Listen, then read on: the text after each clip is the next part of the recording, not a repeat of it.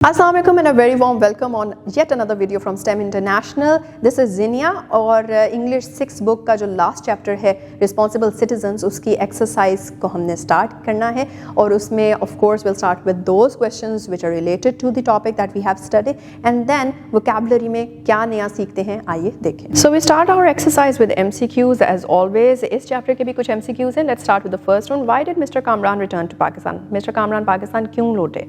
For the summer vacation, to meet friends in Pakistan after spending many years abroad, या फिर for business meeting. I think it was for the summer vacations, right? And then we have what disturbed Mr. Kamran during the drive home. So let's see about that. Was it rain, traffic and intolerance? Was it long and exhausting journey? Was it noise, impatience and careless behavior? Or was it poor and rough roads? It was noise, impatience and careless behavior जिसकी वजह से Mr. Kamran disturbed, महसूस करते रहे घर जाते वक्त. And then the third one is what was Zoya doing when Mr. Kamran went to the kitchen? Zoya क्या कर रही थी जब Mr. Kamran kitchen में गए? Was she cleaning the dishes? Was she washing vegetables and fruits? Or was she cooking a special dish? या फिर she was studying a novel? So Zoya was basically cooking a special dish for Mr. Kamran, right? Next, which country is called the land of pure? ये सवाल Mr. Kamran ने अपने बच्चों से जोया और जो उसका भाई है उससे पूछा था हसन से and they replied it was Pakistan. So the third one is the right option. How did the family show responsible citizenship at the end of the chapter?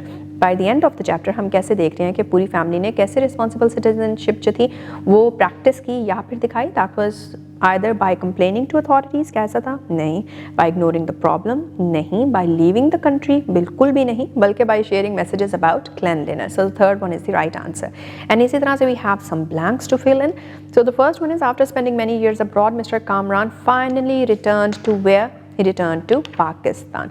Then Mr. Kamran noticed Hassan throwing an empty what out of the car window. जब घर वापस आ रहे थे तो उसने गाड़ी की खिड़की से बाहर चिप्स का एम्प्टी पैकेट तो था वो फेंका था. So an empty pack of chips. Then loud music from a nearby house disturbed Mr. Kamran. Mr. Kamran वहाँ पे रेस्ट करना चाह रहे थे, सोना चाह रहे थे, जबकि loud music की वजह से वो नहीं सो पाए. तो it was that the loud music from a nearby house disturbed Mr. Kamran's sleep. Then Pakistan is called the land of the pure. As we can all know, it was also given in the MCQs.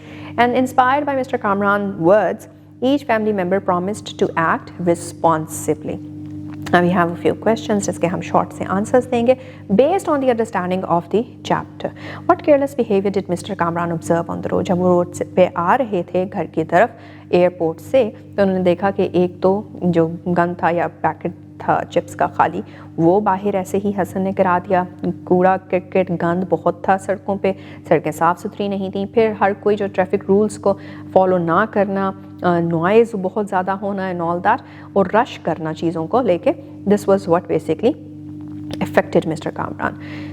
And then, how did Mr. Kamran react to Zoya's behavior? कौन सा behavior था? Zoya basically, she was throwing the onion peels and the plastic bags out of the window onto the street. तो वो चीज़ जो थी वो उनको सही नहीं लगी. तो उन्होंने किस तरह रिएक्ट किया? उन्होंने उसको डांटा नहीं था बल्कि उन्होंने उस वक्त भी कुछ भी नहीं कहा, बाद में बैठ के आराम से समझाया. And what question did mister Kamran ask the children after dinner? Dinner के बाद उन्होंने क्या क्या सवालात जो थे वो बच्चों से पूछे. एक तो उन्होंने ये पूछा कि लैंड ऑफ द प्योर किसे कहा जाता है. दूसरा उन्होंने पूछा कि क्या ये हमारी रिस्पॉन्सिबिलिटी नहीं है कि ये हमारी भी तो रिस्पॉन्सिबिलिटी है कि हम जो है वो सफाई सुथराई का ख्याल रखें and all. What responsibilities did Mr. Kamran encourage the family to follow? तो क्या वो responsibilities थी?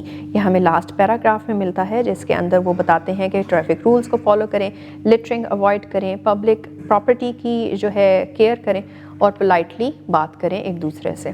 And then how did the family show participatory citizenship at the end? तो हम एंड पे देखते हैं कि वो क्लिनलीनेस से रिलेटेड, डिसिप्लिन से रिलेटेड जो मैसेजेस हैं वो ऑनलाइन शेयर करते हैं. Now we have words and their meanings provided as well. तो कुछ मुश्किल या कुछ न्यू वर्ड्स यहाँ पे प्रोवाइडेड जैसे कि अब्रॉड. तो इसका मतलब होता है in a foreign country. Foreign country कोई दूसरा मुल्क, उसको अब्रॉड कहते हैं. थॉटफुल, डीप इन थिंकिंग, बहुत ही डीप कोई थॉट हो तो उसको थॉटफुल कहते हैं. केयरलेस, जो केयरफुल ना हो उसको केयरलेस कहा जाता है. कंसर्न्ड, कंसर्न्ड एक दूसरा वर्ड है वरीड के लिए, फिक्रमंद होने के लिए. Littering, to throw waste carelessly, कूड़ा क्रिकेट ऐसे ही केयरलेसली फेंक देने को लिटरिंग कहते हैं. And lastly civic which is related to citizenship. Citizenship से रिलेटेड जो बिहेवियर होता है उसको सिविक बिहेवियर भी कहते हैं। Now read and respond.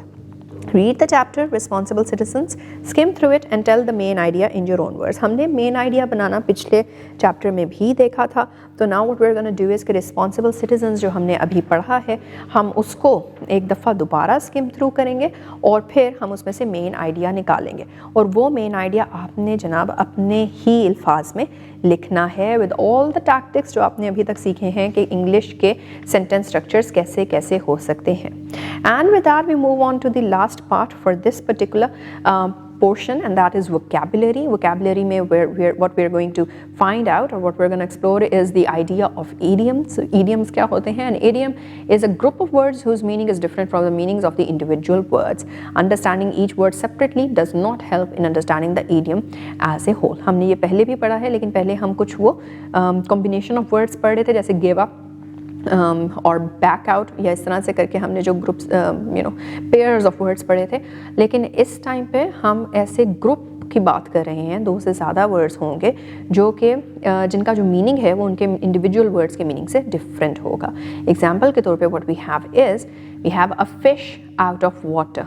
इसका क्या मतलब है? पर्सन हु फील्स अनकम्फर्टेबल और does not fit in a situation.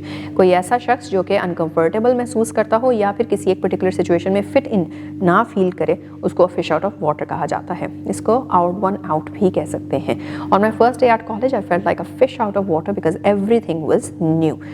College के पहले दिन मुझे अपना आप थोड़ा अनकम्फर्टेबल या फिर फिट इन होता हुआ नहीं महसूस हुआ। क्योंकि सब कुछ नया था। Add fuel to the fire, क्या मतलब? To make a bad or tense situation even worse. एक तो पहले ही सिचुएशन ख़राब हो और उसको फिर आप और ख़राब कर दें, तो that is what is meant by adding fuel to the fire.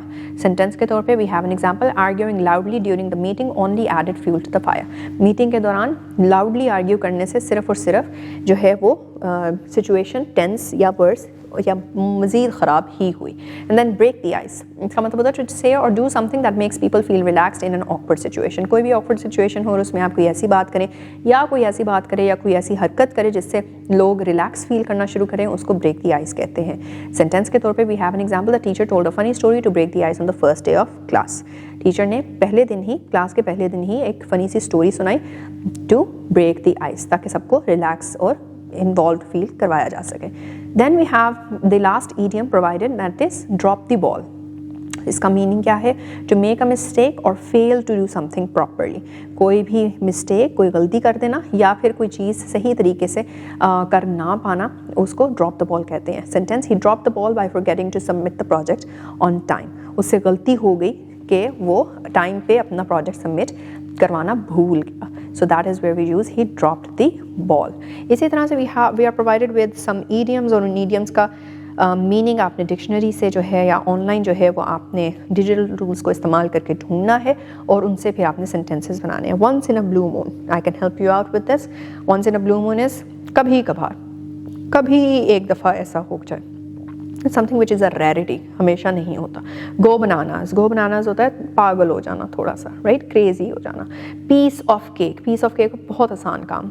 Hit the sac, you see, इसका क्या मतलब है? रेनिंग कैट्स एंड डॉग्स, क्या मतलब है? अंडर द वेदर, क्या मतलब है? I am gonna leave it on you so that you can find it out for your self and also form sentences. Alright, so this was all about the questions जो कि उस particular concept से related है। Responsibility क्या है, active citizenship क्या है, एक अच्छा citizen होने की क्या requirements हैं, क्या prerequisites हैं, and also vocabulary में एक बहुत important part of English language which is known as idioms जो है वो हमने किया है। So let's try to keep on practicing so that if this portion comes in our exams, we won't be dropping the ball by not practicing it on time. Yes, and with that, take care. Allah Hafiz.